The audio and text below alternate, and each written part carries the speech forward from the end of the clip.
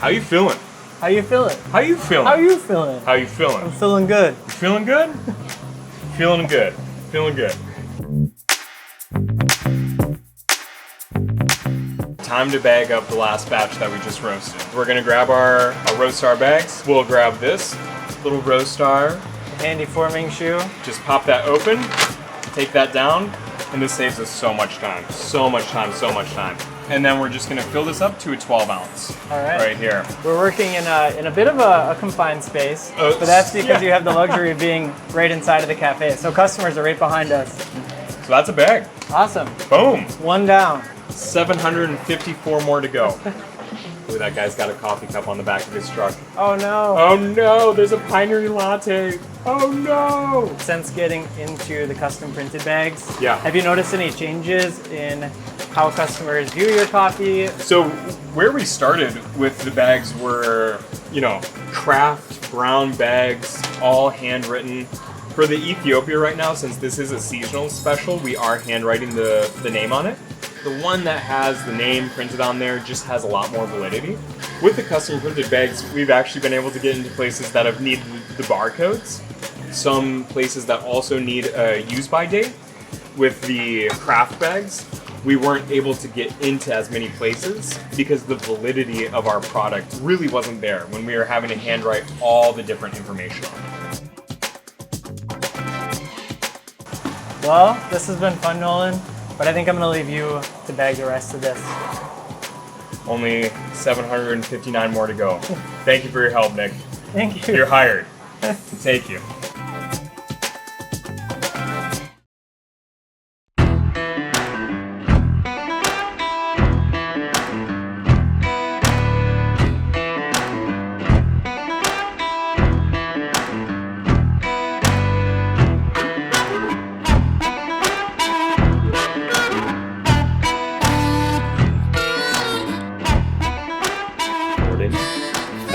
Which makes everything official once you get that alert. So we are live. Hello, everyone. Welcome to the Coffee People podcast presented by Roastar Coffee Packaging. A big thanks to them for supporting not only this show, but businesses of all sizes that need packaging for coffee or snacks and so on. You can find them at roastar.com. I'm your host, Ryan Woldt. Welcome. Thank you for being here today. You can find the Coffee People podcast on any major podcast platform, YouTube. You can subscribe to our recently revamped newsletter on coffeepeoplepodcast.com. For those of you keeping track, I'm sitting in a guest room here in Minneapolis, drinking a cup of Costa Rica that I French pressed this morning from our collaborators at the Pinery Coffee Co. That new coffee is out now. You'll find that link in our show notes. Our virtual guest today is Joe Raya. Did I say that right, Joe? Yeah. Perfect. Raya, yeah. Raya. He's the founder of Bittermilk Bottling Company and their coffee syrup brand Tippleman's, which you can find at tipplemans.com. Joe, welcome to the Coffee People podcast. Glad you're here. Thank you. It's a pleasure to be here. I'm glad to join you this morning. I wish I was drinking a cup of coffee too. Sadly, I'm not. Well, this one is a little cool. I sort of forgot about it for about an hour and a half while I was sitting here just getting, ready for the day. We mentioned at the top, you're the founder of Bittermilk. I believe co-founder. I believe your wife is as well, Marea. Don't want to make sure we give credit where credit's due there. And you now have this coffee syrups brand that's an offshoot of that, Tippleman's, which I'm excited to talk about. I'd like to get started, though, a little bit with you. One, do you have any background in the kind of the hospitality side of things or first memories of coffee that, may have motivated you to go down this road? If I'm not mistaken, there was a bar in your past. Yeah. So background in hospitality, I do.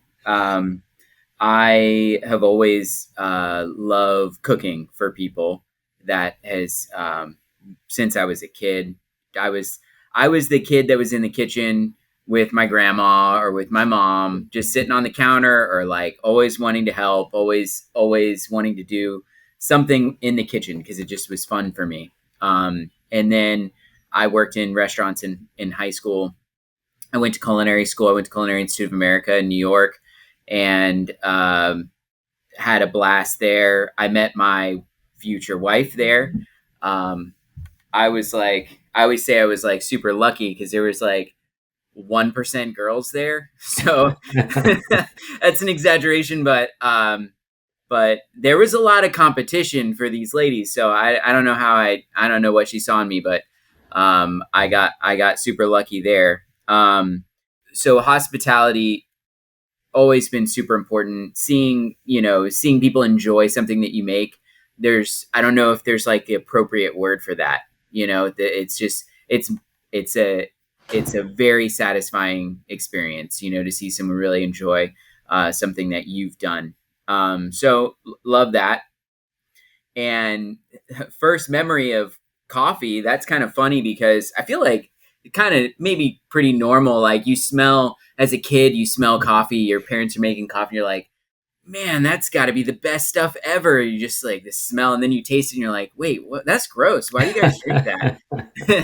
and Yeah. then at some point in high school or college, you're like, wait, it helps you like get a little bit of energy, and wait, what? Maybe I need to revisit this, and then your palate's kind of changed, and then you're like, okay, I could kind of, you get into it with milk and sugar, and then you kind of like, you dabble deeper. So I feel like my story has been pretty much like that. But now you can't have a morning without it, and even a midday coffee is pretty cool too. Like, these kind of making midday special drinks. We have 4 kids, my wife and I, and our kids, we call them special drinks. They're privileges. They're earned. You don't get them automatically. But for an adult midday special drink, there's a lot you can do with coffee that is super duper fun. So I love that about it. My definition of special drink and yours might be a little different. I'm just saying. I think there's scientific data. I know that there is. I should link to that somewhere on how our tastes from birth lean towards sugar and sweet to bitterness as we get older, and appreciate those flavors a little bit more. At some point, you become an entrepreneur. How does that transition happen from what you were describing before, which I think I would call pride of service, seeing someone else appreciate the thing that you're offering without expecting something back necessarily, besides maybe paying the bill. But you decide to jump into a different arena with Bittermilk. Where did that company come from? And then and I'll let you kind of take that and lead us up to Tippleman's.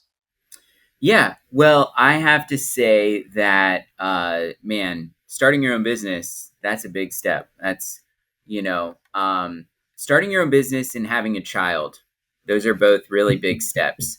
And very different too, but just very big steps. And you have to, you have to have a lot of confidence. And then when you don't have the confidence, you have to fake it, but I would say my father-in-law, I don't give him enough credit, for, my wife and I worked for him for a little while in his restaurant. And he gave me a lot of confidence, in being able to, it kind of like demythicized it a bit. You see someone else running a business from like, 30,000 feet, you're like, wow, this must be going on this. I could never do that. But then when you see up close, you see the day in, the day out, you see consistency, you see all these different things that fit together that make a business run, a small business especially. And I was like, I can do that. So that gave me a lot of confidence. We started a bar in 2010 in downtown Charleston, and we had saved up for like 3 years working 2 jobs to be able to open this bar. And that's how we started as entrepreneurs. We made it through like the first 2 months. We made it through the first 2 years. We made it, we just made it. We had our first child 2 months after we opened. So that was crazy. And so, we have always, my wife and I, we love working together, and not all married people like working together. Some are like, I got to go to work just to escape, or just have some time, where we like to just be involved in each other's work because we're very compatible people, and like we try to help each other a lot. And it just is easier when you know what's going on with the other person. You're like, oh man, I know that she's struggling with this. Let me empty the dishwasher. I don't know. But so we love working together. And so,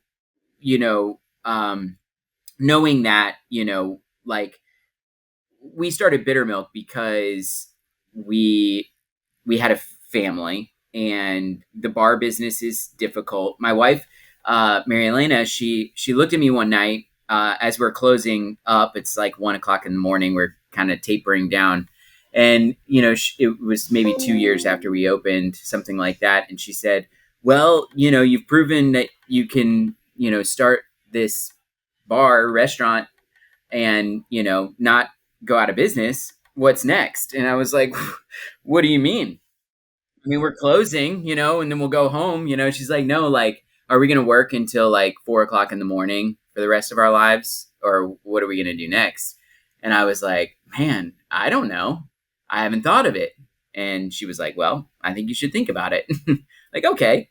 So then back then, 2010 is when we opened Gin Joint. We were one of kind of like these up and coming bars. We did all the hard stuff, never shied away from hard work, cutting ice with chainsaws, making, your own syrups, and even cordials, and, making like a really cool bar program, innovative cocktails, precision measuring, and like beautiful things. People really liked them. At the time, we would have people that would come to the bar and say, "Hey, a regular, I've gotten this cocktail from you guys. I love this cocktail. I'm having people over at my house. I want to make them this cocktail. Can you give me the recipe?"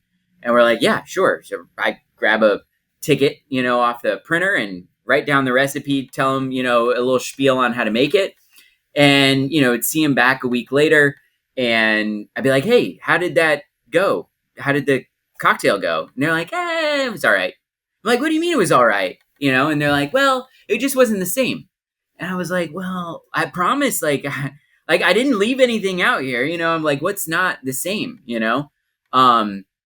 Same thing. Like you ask for an old fashioned, which is, one of the more easy to make classic cocktails. And you go, to a handful of bars in a row on the same street, and you ask for an old fashioned, you get a wildly different drink at each bar. And you're kind of like, what the heck's going on? I mean, this is a real simple recipe. Why is it different everywhere? And, there's just a lot of like, kind of nuance and folklore and, all this kind of stuff. And so I was like, man, it would be pretty cool to put together kind of like a standard, a mixer that's like not a mixer like that you hide under your cabinet, margarita mix. It's like neon green, where like, someone asks for a margarita, you kind of pull it out and pour it, put it away, hide it again. But something that's cool, something that can sit on your shelf, that can sit next to a bottle of your favorite bourbon, and something you would talk about, and something you would see, and something iconic. And so that was the goal, is create that product. And so that's where Bittermilk was born. We didn't think anyone would buy it. And then and it was that way for a couple months, like, but then we won some awards, and we started getting orders, and then it became bigger than the bar business. We ended up selling our bar to our bar manager in 2017, who still carries it on to this day, does a great job. And we focused on Bittermilk entirely. For all the entrepreneurs or wantrepreneurs, or however you want to call it, out there listening and just like digging in deep on podcast content like this, the encouraging word is like, it is it's just more work than you ever think it's going to be. As long as you realize that and you're not afraid of that, then you're going to be fine. It's just a whole lot of work, and working double jobs, working, extra hours. And that's why I said, like, having my wife, who's able to back me up and me back her up, and we work together, accomplishing more. I mean, that's been the secret of the success right there, because we're just both not afraid of that work. And, but if you got patience and a good work ethic, man, you've got it made. Sliding into your screen is not just any coffee bag. It's a Roastar coffee bag. Don't need thousands. Personalized just 25 in Roastar's Design Lab. No design experience needed. Choose a pattern, add your logo and text, or create something memorable with AI. Being made in the Midwest, you can expect it on your doorstep in no time. Now that was smooth. You were just talking about your wife and how, like, that was the secret, was the two of you supporting each other and pushing when the other one isn't. We're up into 2017 and Bittermilk is going. How does that then lead into, from the beer or the beverage industry? I've had Bittermilk. I actually met you at a convention and took a sample, and then my wife drank it all, so I had to get another one, which was great. We're big old fashioned people. We're from Wisconsin, and it's really funny to see what the differences are when you go to different parts of the country on that. So I relate to that very much. How did that get you from booze industry, and we have this product that seems to be going well, into we should do another thing even beyond that? I know I'm going to skip over some things here by asking it that way, but Yeah. Tippleman's, the new coffee syrup line, what inspires that? Where does that come from? How do you go from one to the next and think, oh, I'll just, it's not as simple as getting a second pet and putting down a second bowl, right? It's a whole nother operation. Right. Yeah. Well, we got started with the Tippleman's brand because we wanted to produce products for industry professionals mainly, and also beverage nerds. That was the real goal. Because it started as a cocktail product, Tippleman's, and bar syrups mainly, just the sweetener. And so Jim Meehan is like a famous bartender. He coined a term called like Mr. Potato Head bartending. So if you just, if you look at a cocktail, like, or any sort of special drink, I guess you could say, as like a main spirit, if it has alcohol, you have like maybe a juice component, an acid component, you might have a sweetener, a bitter component, something like that. So you can take those pieces and you can just swap. You say, I'm going to make the same cocktail, for instance, a daiquiri. I'm going to take a daiquiri, but I'm going to swap the sweetener. So this one I'm going to use burnt sugar. This one I'm going to use ginger honey. This one I'm going to use, falernum or smoked maple syrup. And when you do that, you've created an entirely new cocktail. Still respects the original proportions and ratio, but now you have all these different expressions that are really fun and innovative and still balanced. And they have a lot of complexity. And you've just taken a non-complex ingredient, such as just normal sugar syrup, and just swapped it out with something complex, but still a sweetener. And that's super fun. Well, so we just wanted to like give those products, we made at Gin Joint, we made a lot of our own sweeteners. So we were like, let's do these as a product. They were cool for us. Maybe other people would like them. And so we already had that Tippleman's brand for those products. And as we, honestly, as our kind of like life changes, we grow older, and our kids are like actual people now. My son's 14, so like when they're like super little, they're like, you're like thinking, oh, it'll be fun when I can talk to this person more. Now my son is like, he's like learning how to drive already, kind of. I mean, we're like, there's just so much, and then they start getting into things, and you start getting into things that they start getting into, or you meet their friends' parents and stuff like that. We wanted to be in the coffee business because the coffee business is so cool. The fact that, I mean, the coffee business is the bar business, but instead of it being booze, it's coffee. I mean, that's just the business seemingly. And I think that that's super, super cool. The coffee people are great. The coffee industry is so unique. Coffee shops, the way, coffee shops are, how they interact with their consumers, how they're so like small and isolated, that they can procure ingredients from all over the place. It's not streamlined like a chain. It's just a cool business to observe. And we thought it would be really fun to be in that business, and to contribute in some way to that business. So that's why we wanted to kind of explore with the Tippleman's coffee syrups. There are lots of major corporate syrup brands.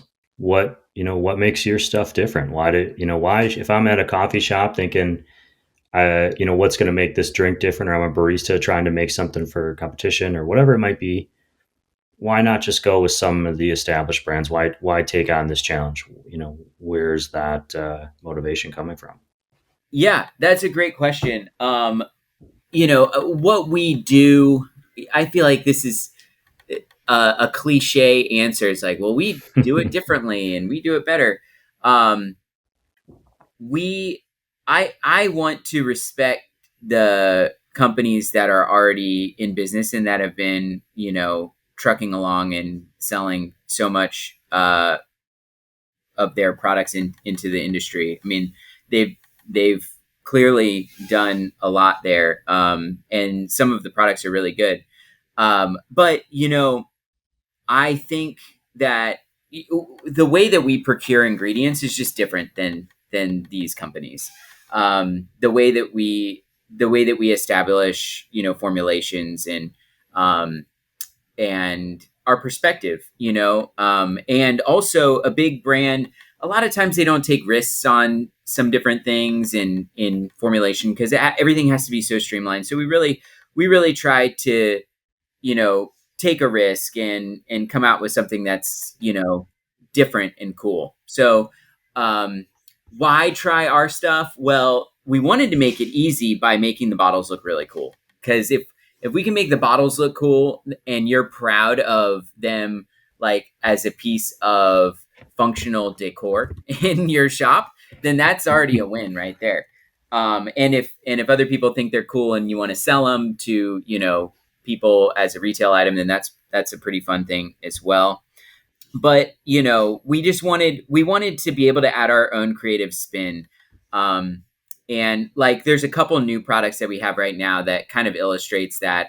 One is, it's pumpkin spice season is like kicking in, you know what I mean? It's like, oh yeah, we've all seen we've seen the influencer like momentum growing for the last month. Right. It's like, we're doing, like the 10th year of pumpkin spice, maybe like the 5th year, I was like, this couldn't go on forever. And then like the 10th, I don't know how many years are into it, but this is now, it's a snowball that's gotten bigger and bigger. And we're like, we have to do a pumpkin spice flavor, guys. Like, we have to do this. And then, but we're like, we don't want to just do pumpkin spice. Well, we did pumpkin brulee. It's like a pumpkin creme brulee, pumpkin spice sort of like flavor profile.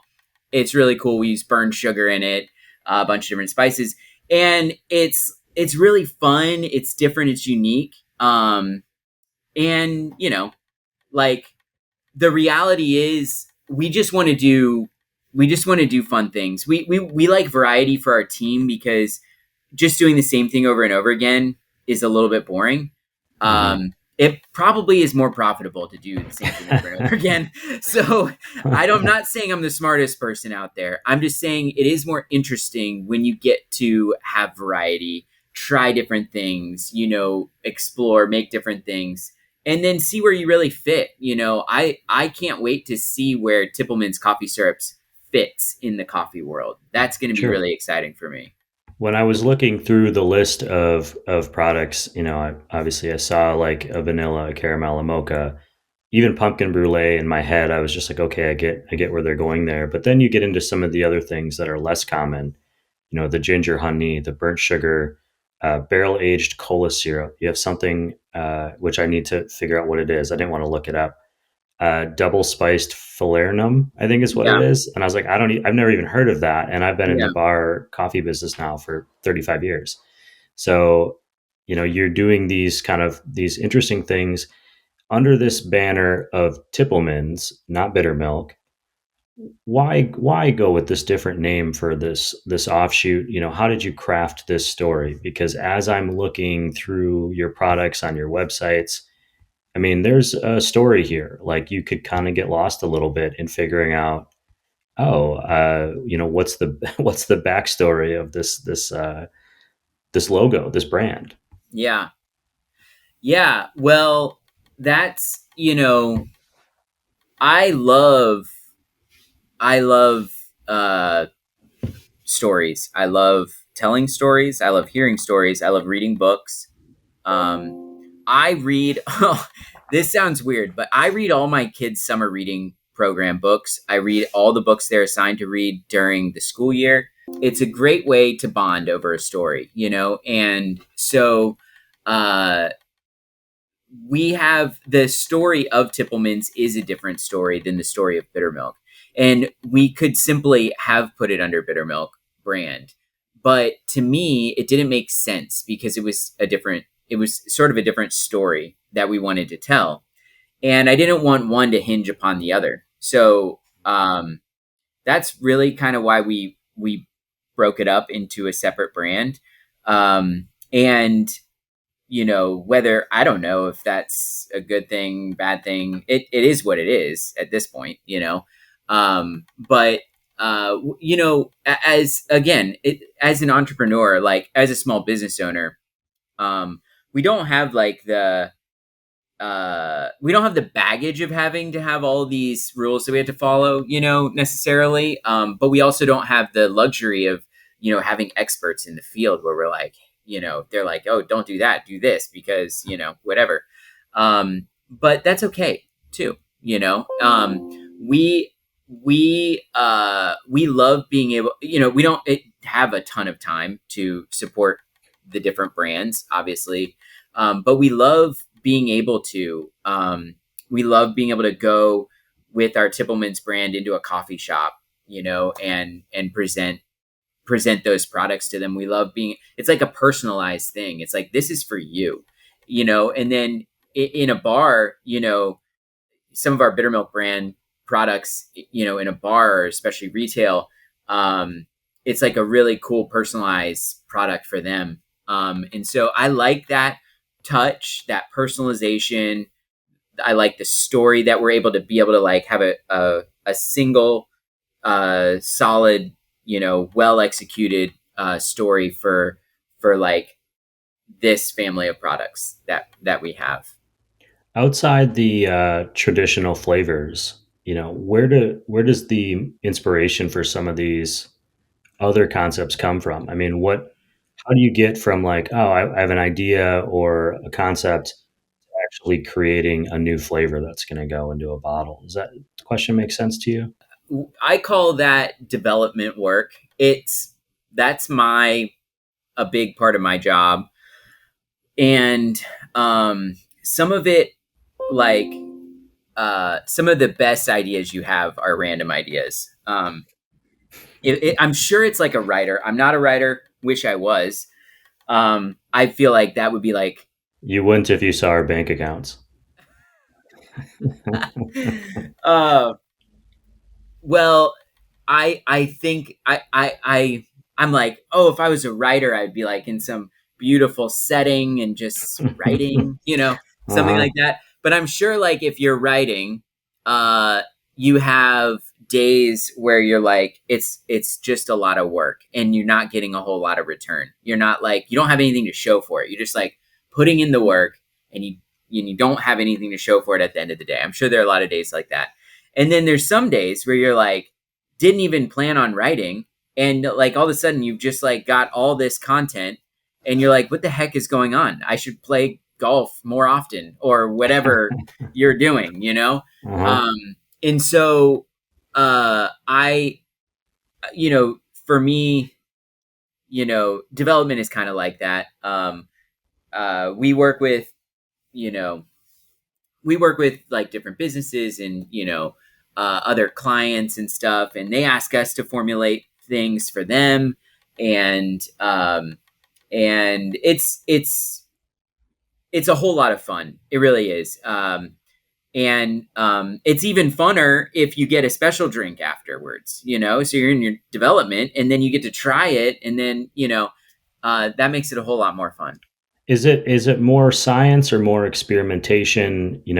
Because as we've talked to your background in culinary and all that, and flavor, understanding flavors, which is probably a great value add to you now. In my head, I'm thinking of like you in a lab coat, like with little, putting little things in and testing each one. Is it that precise? I mean, is that how you guys are approaching it? Or is there more of an artistry, creative bent to it where sometimes we're just putting things together that we know in theory should work and then finding that right, I think it's really all of the above. I built a lab at my house next door to my house. It's like a metal building. And I call it a shed or a lab or a garage. The reality is the two projects happening in that place at any given time is the 86 K5 Blazer that my son and I are restoring together for his first car and whatever I'm working on in development. And it's just so much fun. So if you can still picture the lab stuff, but then you can picture like the shop in the background where you've got all that stuff going on too. Because another thing about development I've found is it's really important to like be able to get your head, like when you're stuck somewhere, you kind of got to get your head out and get your head back in. And so being able to have something that you can, another work, keep you working, but working in something that is less fatiguing or is fatiguing in a totally different way. And then you can like just go back and refocus on what you're stumped with. And that helps me a ton. But the scientific approach, I mean, it's scientific in the fact that, you have to be mindful of like pH and water activity and what happens, with certain colors over time or shelf stability and food packaging laws and stuff like that. There's also like precision because, if you're doing something on a bench level, bench scale where it's kind of just like small amounts, your level of precision has to be pretty high because you're going to then translate this recipe into maybe, several thousand bottles or something. You're going to be scaling this recipe. So if you're off by like 1%, that's like huge, Sure. A lot if of you're data off by collection. 1,000%, then, it's less huge. But yeah, little droppers, high precision scales, good lab equipment, definitely is super helpful.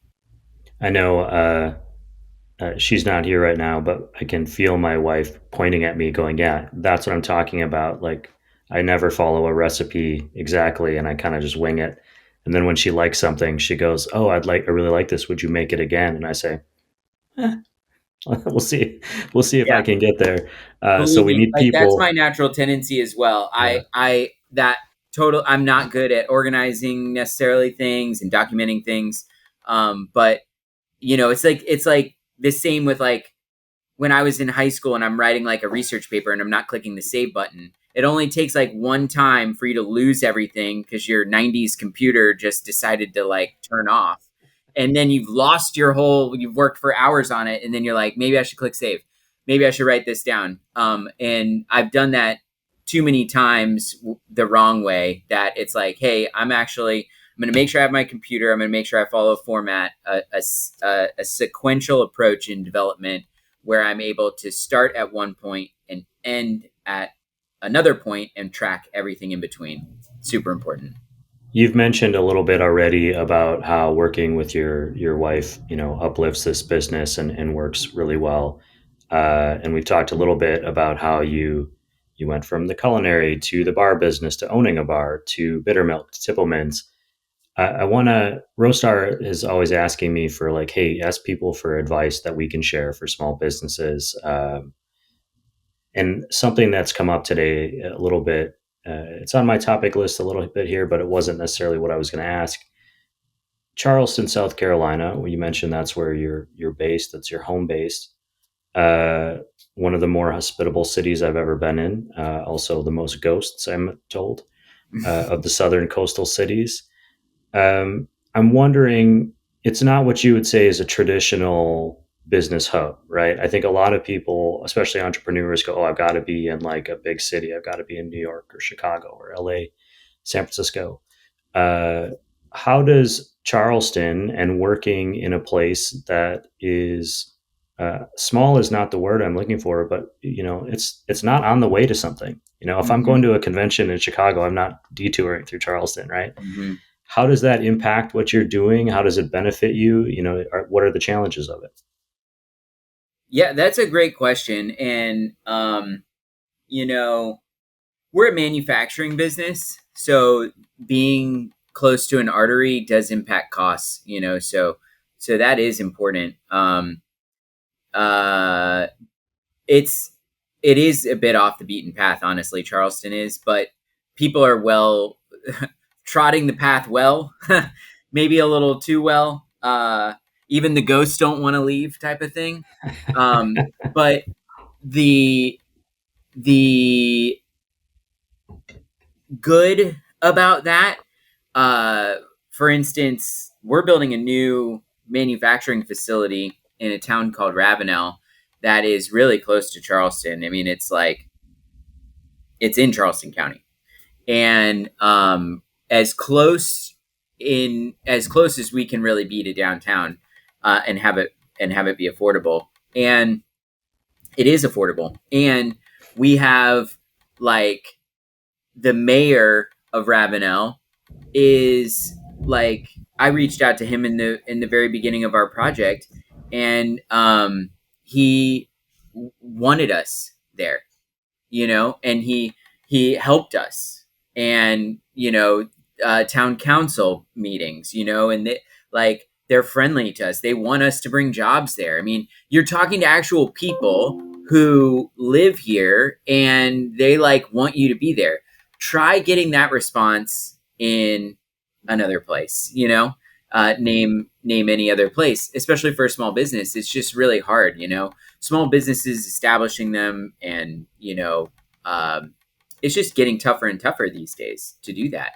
And so I love being in a place where I'm wanted, and that's the best part about being you said it's not really that small. I mean, it's not terribly small. It is small, actually, space wise. It is small, because Charleston used to be one of the major ports in the United States, but that business way outgrew the actual physical space restrictions of Charleston, and went to other cities. So there is a constriction there, but we find that the people that are here in Charleston are so great. I mean, people are just really awesome people here, and people want to be here. People want to live here, and people are interested in cool things here. It's an artsy city, so you have appreciation of history, you have appreciation of arts, you have appreciation of music, you have appreciation for fine food and fine drinks, and handcrafted things. So what better place to be in for me? I mean, I can't think of a better place. I can't think of a place that I would want to move my business to. It's awesome here. One of my favorite places to just walk around and look at houses and buildings and the history and the artistry that went into building that city. in my experience, New Orleans without the mosquitoes. Yeah. Um, although I'm sure there's some. Uh, there's so much that we could get into. I'm wondering, what did I miss? What was something?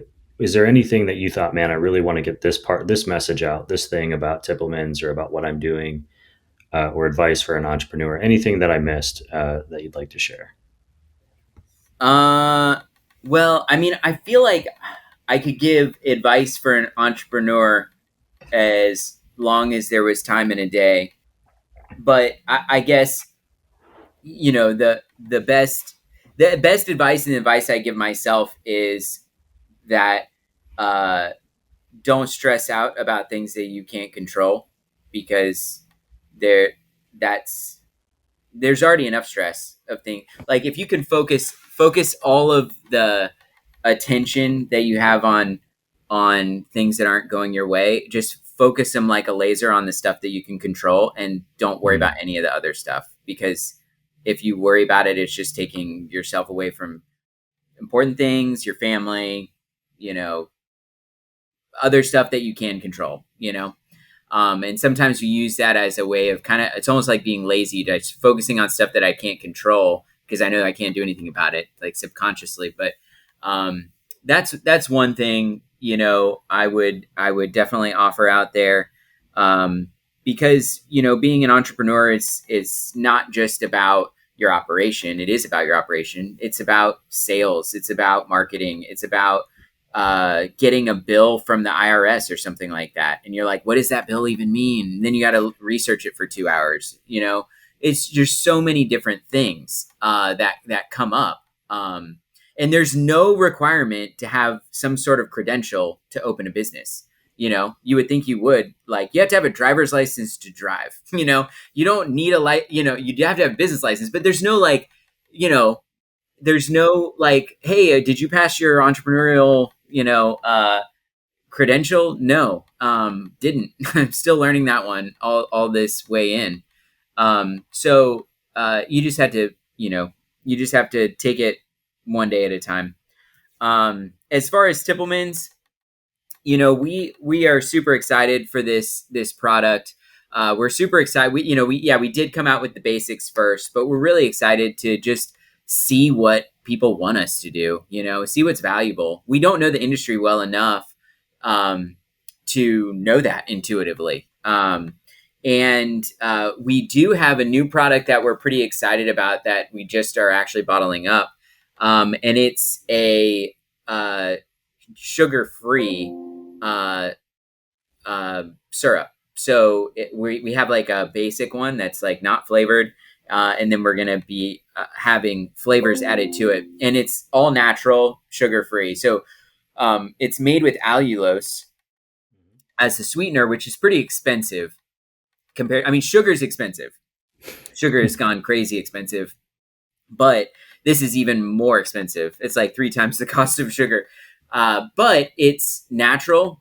It's not like, sucralose is what most of these big brand coffee syrups are with sugar-free, which is just not that good for you. And so allulose, being a natural sweetener, has, a lot more of a positive effect, I guess, positive outcomes for enjoying it and not having all the calories associated with sugar. Because these days, a lot of people are really into that, limiting their sugar content either for health reasons or whatever reasons they have. Sure. Keto diet. My wife and I did the keto diet last year. Yeah. More challenging if you're a vegetarian, but still doable. You almost have to be a scientist and you're a parent. So like thinking about what your kids are eating and all of that, you really have to be aware. When I try to read labels, sometimes it's like, all right, well, I only know half of these words. And then I know like, oh, maybe I shouldn't eat that. It's kind of a tough thing to do, but but that requires having the luxury of time in the grocery store or, online ordering or whatever you're doing. In addition to continuing to grow Tippleman's and bring on new flavors and try out new things like sugar free or light or however it works out, what's the future for you? You've got, I'm assuming at some point your wife, Mary Lane, is going to look at you and say, well, what's next? Mm-hmm. I mean, yeah, she just wants me to hire out her positions, I think. That's what she's looking for. Yeah, I see like some sort of like bookkeeper / accountant will hire in our future. That's like her milestone now. She's like, Joe, what do we have to get to? Like, what kind of sales are we talking about? Like, I guarantee if I told her a goal, we'd meet it like next month, because she'd be like, I got to get out of doing bookkeeping. But we're building our new production facility. It's the most we've ever spent money wise on anything, which is it's kind of scary to do that. And but it's gonna be awesome. I mean, it's gonna be so awesome. And like, we are building our business as a legacy business. We're a manufacturing business that we want our kids to have the option of working in our company, and taking it over and doing whatever they want with it. We bottle lots of stuff. They're probably going to be smarter than us, hopefully. And they're going to figure out some really cool stuff that they can make and contribute. And so I just want to like have a good, nice base and platform for them, for them to like go after it and do something really cool. So that's the real goal at the end of the day for me and my wife. When you're out in the world, which I've seen you at conventions, I know you get out sometimes from the Charleston community. You stop into a coffee shop. What are you going to order? That's a good question. I'm going to order whatever they tell me to, likely. Like I always, when people would come into my bar, especially when we were brand new and not a lot of people were doing fancy cocktails back then. And I'd see them look at our menu and they'd look up and then they'd just start, about to order something that's not on the menu, like, or something, they're about to go to their safe drink is what they're about to do. And I'm like, don't do that to me right now. Don't go to your safe drink. Trust me with more than giving you your safety drink that you order at a bar because you think that the bartender can't make what you really actually want. So I want to give the barista the opportunity to make like what they are into and what they want to make. So if that's an option, that's where I go to right away. My wife would order a latte, which is like 95% of everyone else. I like that you treat it as if it's an experience, going to a bar, especially now when we're all kind of going, okay, where's my luxury money going to? Well, I'm going there. This is supposed to be the expert. Let's see what they can do. And I would argue that's what gets me to come back to a bar or a restaurant, is when they do that thing really well that they do. Joe, I really appreciate this time and consideration. Thank you for being here on the show. Yeah, thanks for inviting me. It's been great. To everyone else, you'll find Tippleman's Rich Coffee Syrups online at tipplemans.com. Keep an eye out for their no added sugar lineup, their new flavors, all the new stuff coming out of there, and from Bittermilk. We'll link to those in our show notes.